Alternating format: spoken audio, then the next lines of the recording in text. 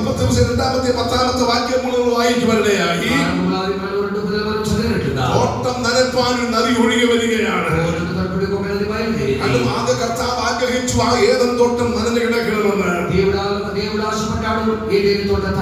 അതിനുവേണ്ടി ആ ഇതിങ്ങനെ ഒഴുകി വന്ന സമയത്ത്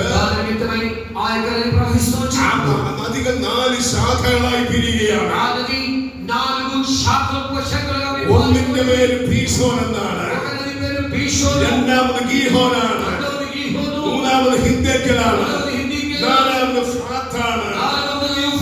ഒറ്റ നദിയായി ഒഴുകി വന്നത് 4 നദിയായി പിരിഞ്ഞൊഴുകുകയാണ്.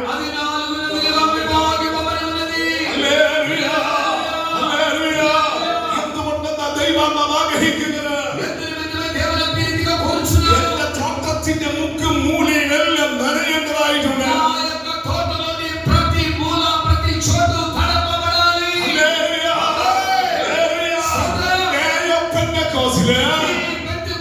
ഒറ്റ നദിയായി ഒഴുകി ഭൂമിയിലേക്ക് വന്നു. അത് 120 പേരിലേക്ക് വ്യാപിച്ചു. 120 കൊച്ചു കൊച്ചു നദികളായി അത് ഒഴുകാൻ തുടങ്ങി. വീണ്ടും ഒഴുകി ഒഴുകി ചെന്ന് 3000 പേരിലേക്ക് അതിന് 3000 കൊച്ചു നദികൾ ഉണ്ടാകിയ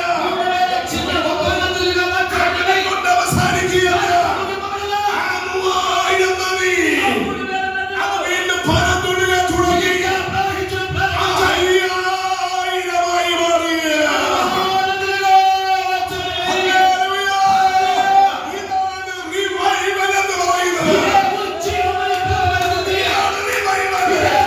യേശുവിന്റെ നാമത്തിൽ അത് സംഭവിക്കുവാൻ ഒരു ചെറിയ നദിയാണ് പെന്തക്കോസ്ത് നദി ഇറങ്ങി വന്നത്. 120 പേരിലേക്ക് വ്യാപരിക്കുകയാണ്. കർത്താവേ, ഒറ്റയ്ക്ക് മതി.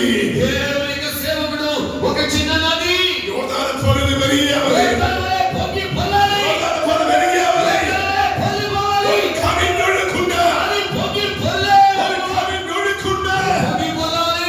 ഒഴുകി ചെന്നാൽ മറ്റു ചില ജീവിതങ്ങളുടെ ഉള്ളിലേക്ക് ആഴ്ന്നിറങ്ങുക തന്നെ ചെയ്യും.